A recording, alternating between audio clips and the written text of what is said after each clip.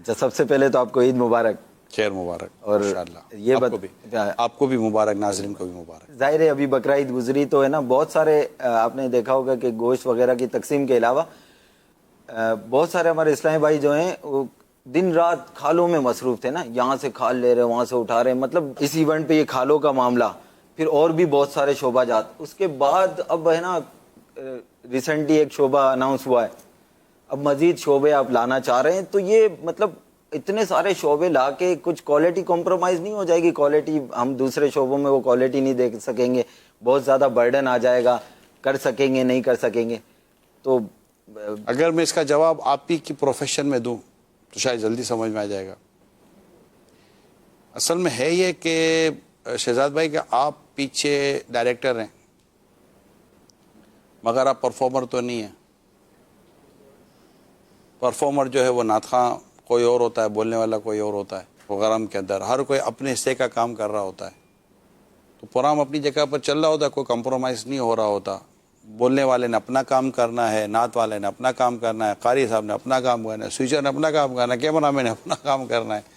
سب کے اپنے اپنے کام تقسیم ہوتے. جب کام تقسیم ہونا، معیار میں فرق پڑنے والا کام نہیں ہو پاتا عموماً، کیونکہ تقسیم ہوتی ہے. پائلٹ کا کام جہاز اڑانا ہے، پیسنجر کو انٹرٹین نہیں کرتا. تو ہر ایک کا جب کام تقسیم ہو جاتا ہے، ٹکٹنگ والے کا کام الگ ہے، بکنگ والے کا کام الگ ہے، امیگریشن کا کام الگ ہے نا، سب کے کام تقسیم ہوتے ہیں. آپ جب کام کو تقسیم کرتے ہیں اور تقسیم بھی تقسیم والے انداز پر تقسیم کرتے ہیں، جو ایک فارمیلٹی نہیں ہوتی، وہ actual distribution of work with power جس کو ہم کہتے ہیں. اگر آپ اس سینس میں جا کر کام تقسیم کرتے تو اس سچ کو ایسا خاص فرق اس لیے نہیں پڑتا کہ ہر کام کے ہمارے پاس اگر کام کرنے والے لوگ موجود ہیں اور وہ اپنا کام اپنے حصے کا کر ہی رہے ہیں. تو اللہ کا شکر ہے کہ دعوت اسلامی کے جتنے بھی شعبے آج ہیں یا کل ایسے شعبے بنے گئے تو ان کے کرنے والے الگ بن جاتے ہیں. جو ان کو ہیڈ کر رہے ہوتے ہیں ان کے وہ ایچ او ڈی بن جاتے ہیں، نگران بن جاتے ہیں، ناظم بن جاتے ہیں. تو اس سچ اتنا فرق پڑتا نہیں ہے. اور بلکہ میری انڈرسٹینڈنگ تو یہ ہے کہ اس سے دعوت اسلامی کے دیگر دینی کاموں کو فائدہ ہوتا ہے. دین کی خدمت کے ساتھ ساتھ مصطفیٰ کریم صلی اللہ علیہ وسلم کی دکھیاری امت کی خدمت کے مختلف شعبے ہوتے ہیں جو چاہتے ہیں لوگ ہم کچھ کریں، ان کو موقع مل جاتا ہے کرنے کے لیے. میری جب ملاقات ہوتی ہے کئیوں سے تو ان کی گفتگو سے لگتا ہے they want to do something for دعوت اسلامی. تھوڑا سا میں آپ کو ایک ایسی چیز کی طرف بھی توجہ دلانا چاہوں گا کہ جس کو آپ اکثر پروگرام میں بھی ڈسکس کرتے ہیں، اور وہ ہے پروفیشن سے ریلیٹڈ، کہ آپ جو ہے ہنر کو پریفر کرتے ہیں جاب کے اوپر. اس کی کیا وجہ ہے جبکہ عام طبقہ جاب کو جو ہے وہ زیادہ پریفر کرتا ہے کہ اتنی تعلیم حاصل کر لو یہ جاب مل جائے گی، اور آپ ہنر کو پروموٹ کر رہے ہوتے ہیں کہ ہنر حاصل کر لو؟ اصل میں قابلیت ہونا تو کامیابی ویسے پیچھے بھاگتی ہے. لوگ کامیابی ڈھونڈ رہے ہیں، قابلیت نہیں ڈھونڈ رہے. آپ قابلیت کو تلاش کرو، کامیابی آپ کو تلاش کرے گی. تعلیم حاصل کر کے قابلیت ہی تو حاصل کرنے کی کوشش. نہیں، وہ ایجوکیشن الگ ہے اور قابلیت الگ ہے. کئی لوگ ہیں جو تعلیمی یافتہ ہیں لیکن غیر تربیتی یافتہ ہیں. صحیح. ان کو اب لڑائی جھگڑے دیکھتے ہو مارا ماری کرتے ملیں گے. اور کئی لوگ ہیں جو تعلیمی یافتہ نہیں کہلائیں گے لیکن ان کی تربیت بہت اچھی ہوئی ہے. مگر اس کا ہنر سے کیا تعلق؟ میں ایک آ رہا ہوں اس طرف. میں جو عرض کرنا چاہتا ہوں نا، یہ بے روزگاری ختم کرنے کا میں ایک فارمولہ عرض کر رہا ہوں. یہ کہ ہر کوئی سوچے کہ مجھے نوکری ملنے گی ہے، میں نوکری لوں گا، تو کسی بھی ملک میں اتنی نوکریاں نہیں ہوتی. ہنر ہوگا اور آپ اپنا کام یا کاروبار کرنے کی سوچ میں آئیں گے نا تو شاید آپ کے لیے راستے زیادہ بنیں گے. کیونکہ بہت مثال کے طور پر کوئی کارپینٹر بن جاتا ہے. اب کارپینٹر کی تو ویسے ہمارا کارپینٹر کا قحط ہے. آپ کو اچھا کارپینٹر نہیں ملتا، آپ کو اچھا پلمبر نہیں ملتا، آپ کو اچھا میکینک ملتا، آپ کو اچھا ٹیکنیشین نہیں ملتا، آپ کو اچھا الیکٹریشین بھی نہیں ملتا. آپ کی اکوپمنٹ خراب ہو جائے کوئی گھر کا تو آپ بولے یار یہ میں نے لیا تھا امپورٹڈ، اب اس کو ٹھیک کرنے والا کوئی نہیں ملتا. اور شاید اگر اس میں تھوڑی سی مہارت ہو جائے بندے کو تو وہ اپنی اس جاب سے بہت اچھا کما سکتا ہے. یہ کام معاشرے کے اندر تو اتنے زیادہ پاپولر اس حوالے سے نہیں ہے کہ کوئی اس کو ایز اے کیریئر لینا چاہے. نہیں، ہمارے یہاں پرابلم یہ ہے کہ ہمارے کاموں کو عیب لگا دیا جاتا ہے جبکہ اس میں عیب نہیں ہوتا. آپ پاکستان کے باہر جائیں یا مغربی ممالک میں جائیں وہاں پر مطلب باقاعدہ جیسے کہ کلینر ہوتے ہیں, ایک سروسز باقاعدہ ایک بہت بڑا بزنس ہے, صحیح. اور سروس بندہ تبھی دے سکتا ہے کہ اس کو ہنر ہوگا. دنیا آپ کو جو دعوت دے رہی ہے وہ سروسز کے نام پر دے رہی ہے, اور اس میں جاب ضروری نہیں ہے. آپ اپنا سروس کا اپنا ٹھی الگ بنا سکتے ہیں کہ بھائی میں یہ سروس پرووائڈ کرتا ہوں, آپ مجھے مطلب کہ دیں. تو یہ جو ہے نا, یہ بے روزگاری ختم کرنے کے لیے جاب اپنی جگہ پر ہے, جاب کے بھی نقصان نہیں ہے, فوائد ہیں. اور کورونا میں جاب والوں کو تو زیادہ جیت ہو گئی ہے. میں ابھی اسی طرف آنا چاہ رہا تھا. تو میں آپ کو لے کے چل رہا ہوں. میں اس پہ ہے میرا کورونا کو. تو کورونا میں تو جاب والوں کی تو جیت زیادہ ہو گئی ہے, لیکن اللہ اس سے نجات دے. ہر وقت تو کورونا نہیں نہ رہتا, ہر وقت تو چیز نہیں. اچھا, جہاں آپ کہیں گے جاب والوں کی جیت زیادہ رہی ہے, تو ویری سوری ٹو سے وہاں پر لاکھوں لوگ فارغ بھی جاب والے ہی ہوئے ہیں. ٹھیک ہے, یعنی اتنا بزنس بند نہیں ہوا جتنے لوگ ان امپلائی ہوئے ہیں. اور دنیا میں ان امپلائمنٹ کی پرسنٹیج بڑھی ہے, دنیا میں بڑھی ہے, اور ملٹی نیشنل بڑی بڑی کمپنیوں نے مطلب کہ لوگوں کو فارغ کیا ہے. اور اس میں بھی جو بڑے پوسٹ والے تھے, بڑی سیلری ہوتے, وہ تو زیادہ فارغ ہو گئے کہ بھائی کیا کر سکتے ہیں, نہیں افورڈیبل نہیں رہے تھے وہ. اب بڑی پوسٹ پر جب بندہ فارغ ہوتا ہے تو اس کو جلدی پوسٹ ملتی نہیں ہے, کیونکہ وہ لمیٹڈ پوسٹیں ہوتی ہیں. لمیٹڈ پوسٹ ہے. اب کسی کمپنی میں ہے ہی وہ 5 پوسٹیں, اور لیبر کی تھی 500 پوسٹیں, اور وہ لیبر تو بنے گا نہیں. وہ 5 پوسٹیں خالی ہوں گی تو اس کی جگہ بنے گی نا. لیبر 500 لیبر تھی, 500 میں سے تو 50-60 کی تو ویکینسی نکلتی رہتی ہے. یہ تو چھوڑتا ہے, کوئی بیمار ہوتا ہے. الٹا ڈرا رہے ترقی سے کہ مطلب 500 تو نیچے کی پوسٹ ہے, جو ترقی کرنا چاہتا ہے جاب میں بھی بندہ اوپر جانا چاہتا ہے. میں ڈرا نہیں رہا ہوں, جاب اپرچونیٹیز کم ہو گئی نا پھر تو. میں ڈرا نہیں رہا ہوں. اگر اس کو لیں گے تو میں احساس ذمہ داری بڑھا رہا ہوں کہ جس کی بڑی پوسٹ ہے نا, اس کو زیادہ سینسٹیو ہونا چاہیے کہ اگر وہ فارغ ہو گیا تو اس کو جلدی جاب ملے گی نہیں. لہذا جو ہائیلی پروفیشنل اور ہائیلی پروفائل کوئی مطلب جاب پر ہوگا نا, تو وہ اپنی جاب کو باقاعدہ پروف کرتا رہے گا کہ سر میں اس ادارے کی ضرورت ہوں. وہ مطلب کہ وہ ایزی زون میں نہیں چلا جائے گا. کمپنیز جو ہے نا, یہ اس کی ضرورتیں زیادہ پوری کرتی ہے جو کمپنی کی ضرورتیں زیادہ پوری کرتا ہے. جتنی آپ کمپنی کی ضرورت پوری کرتے ہو, کمپنی آپ کو اتنی ضرورت پوری کر رہی ہے. یہ ایک نارمل یہ پرسیپشن ہے, ہر جگہ یہ امپلیمنٹ ہو ضروری نہیں ہوتا. تو جو بھی اپنی جگہ پر ہے جاب لوگ کرتے ہیں, لیکن ہمارے یہاں چونکہ جاب پر بہت زیادہ انحصار ہے, اور لوگ محنت کر کے ہنر سیکھ کر اپنی کوئی چیز بنانے کے بجائے چھوٹی موٹی انڈسٹریاں کب لگیں گی, چھوٹی موٹی معیشتیں کب لگیں گی؟ یہ اسی صورت میں لگیں گی جب آپ اپنے پاؤں پر کھڑے ہونے کے لیے خود اپنے لیے کچھ ہنر پیدا کریں گے.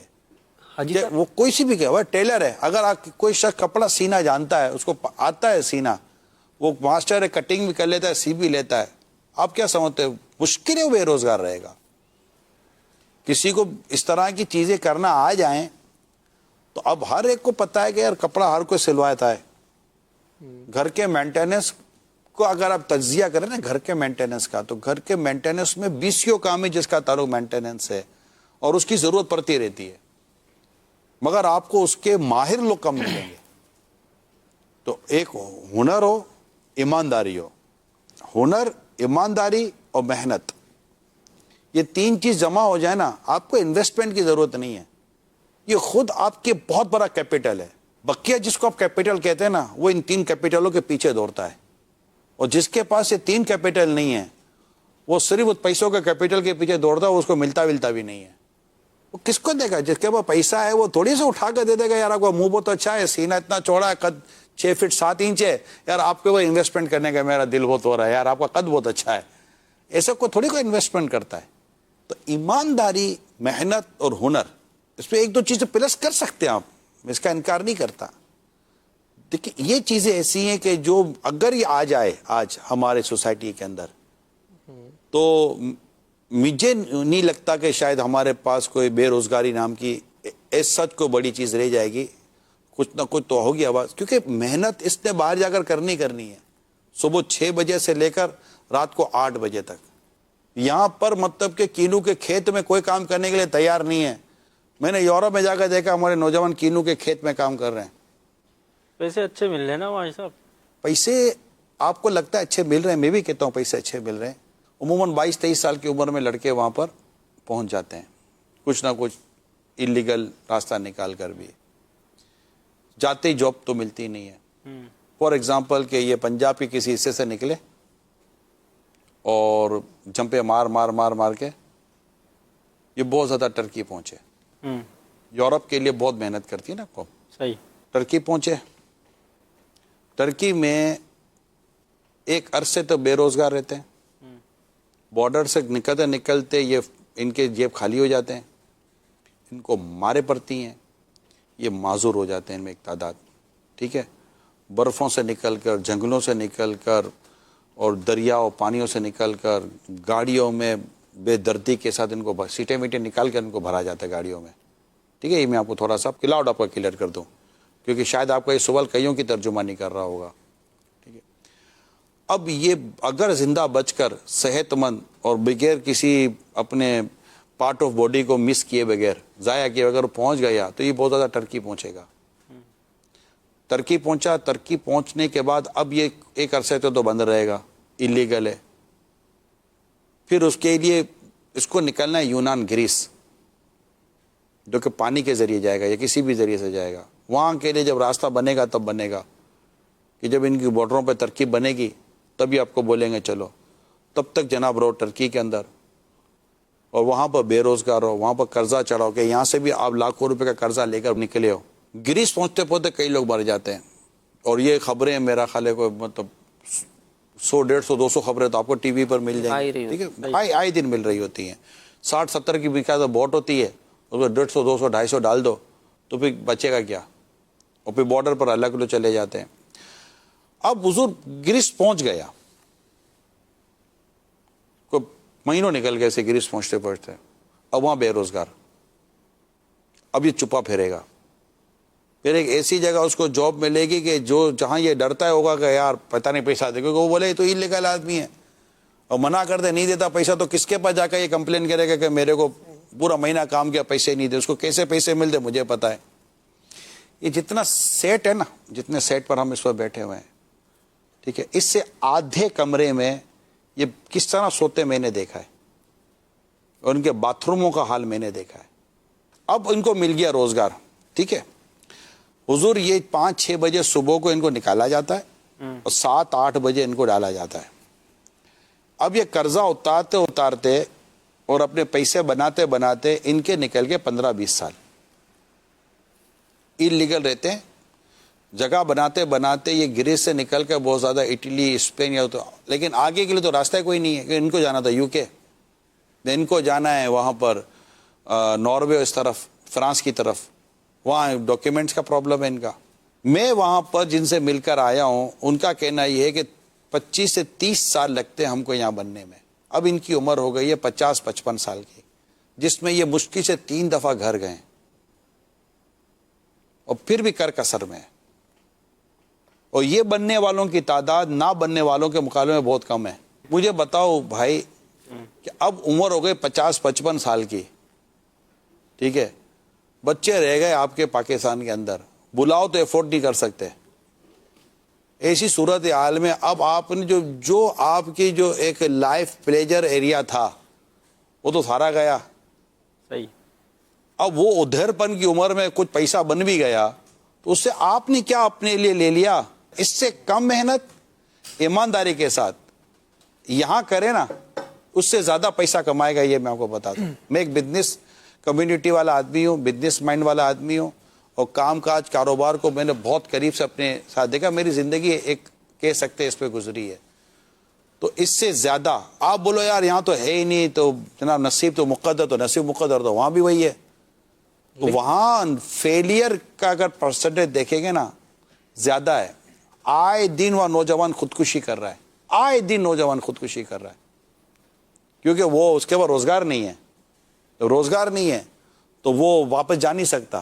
کرے تو کیا کرے، قرضہ چڑھ گیا. 50 یورو میں، کین یو امیجن، 150 100 یورو میں آپ کا نوجوان وہاں پر پورے مہینے میں کام کر رہا ہے. اچھا، اس کو ضروری ہے کہ اتنا خطرناک پہلو ہی دیکھا جائے؟ وہ بھی لوگ تو ہیں نا جو کامیاب ہو گئے، تو انسان انہی کو امیجن کر کے بناتا ہے. آپ ان کو امیجن کر کے بنے. آپ کامیاب ہوئے کتنے, یہی تو میں آپ سے پوچھنا چاہ رہا ہوں. کامیاب ہوئے کتنے, اور وہ کامیابی کی پرسنٹیج کتنی, کس ایج میں جا کر کامیاب ہوئے. اور ان کا کامیاب ہونا ہے, اگر جن کو آپ کامیاب کہتے ہیں, ان کا کامیاب ہونا زیادہ تر فائنینشلی کامیاب ہے. لیکن اس کے بعد جو ان کی فیملی چلی گئی, اس کے بعد جو ان کا جو مذہبی معاملہ تھا وہ جو اتنا ڈسٹرب ہوا, اور جو ان کی دیگر عبادات اور آخرت کی تیاری کے تعلق سے جو کچھ چیزیں تھیں وہ جتنی کمپرومائز ہوئی ہیں, اگر ان سب کو ایک طرف رکھو نا تو میکسیمم 100% نہیں, میں کہا میکسیمم لوگ لاس میں ہیں. تو جو چیز کا پرسنٹیج ہی میکسیمم لاس میں آ رہا ہے تو اس طرف جانا کیسا. اب آپ کی قوم جاتی ہے پاسپورٹ پھاڑ دیتی ہے, ہانگ کانگ پہ جاتی ہے پاسپورٹ پھاڑ دیتی ہے, اور جناب وہ پناہیں لے لیتی ہے, یہ لے لیتی ہے, وہ لے لیتی ہے. پھر جو حال ہوتا ہے ہمیں پتہ ہے, ایمانیات خطرے میں پڑ جاتے ہیں, ان کے دین خطرے میں پڑ جاتے ہیں, اولادوں کا مسائل الگ ہو جاتے ہیں. ماشاءاللہ اس دن پورا خوشگوار لمحات مفتی قاسم صاحب, میں نے ان کے زمانہ طالب علمی کے بارے میں سوال کیا تھا تو انہوں نے بڑی خوبصورت بات کی تھی. ہمارے استاد صاحب نے ہمیں توکل پہ درس دیا, اور درس دے کر پھر آگے جو مفتی قاسم نے کہا نا کہ دین کی خدمت کرنے والے کے لیے کس طرح اللہ تعالیٰ اس کے رزق میں اور اس کے معاملات میں وسعت دے دیتا ہے. یہ پوری مفتی قاسم بہت اچھی وضاحت کی. اس پر میں نے سوال کیا تھا, اب آپ مجھ سے کرتے ہو, میں نے وہاں سوال کیا. میں نے سوچا تو مفتی صاحب جب اتنا واضح کلیئر میسج ہے اور یہ ہو جاتا تو پھر لوگ اس طرف کیوں نہیں آتے. تو مفتی صاحب نے اس پر بہت خوبصورت بات کی. آپ نے فرمایا کہ چونکہ یہاں پر نفس کو قربان کرنا پڑتا ہے اور لوگ کچھ کمانا چاہتے ہیں لیکن زندگی کا ایک انداز وہی رکھنا چاہتے ہیں, جس کی وجہ سے پھر وہ اس طرف نہیں آتے, اور اس طرف نہیں آتے تو وہاں بیچارے یہ پریشان رہ جاتے ہیں. یہ جو